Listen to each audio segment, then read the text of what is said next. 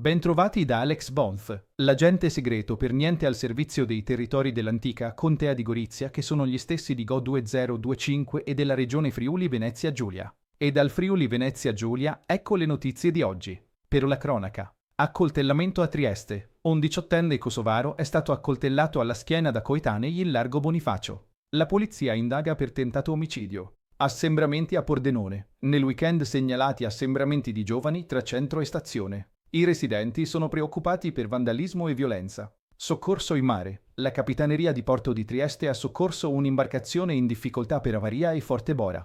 Migranti. Ciclo di incontri a Trieste. Al Circolo della Stampa iniziano incontri gratuiti sulle migrazioni internazionali. Situazione critica. Dopo la chiusura del Silos, molti migranti dormono all'aperto in ripari di fortuna.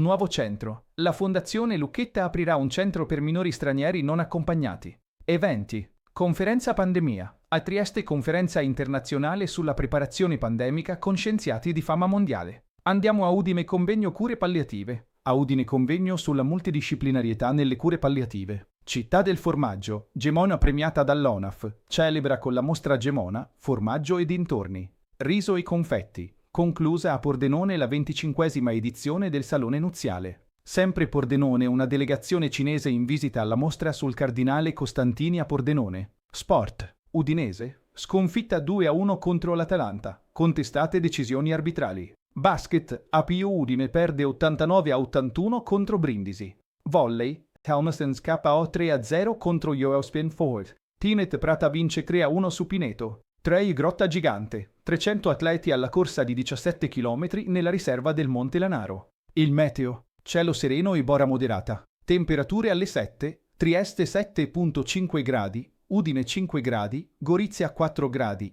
Pordenone 2,5 gradi. È tutto, una buona giornata da Alex Bonf, l'agente segreto per niente.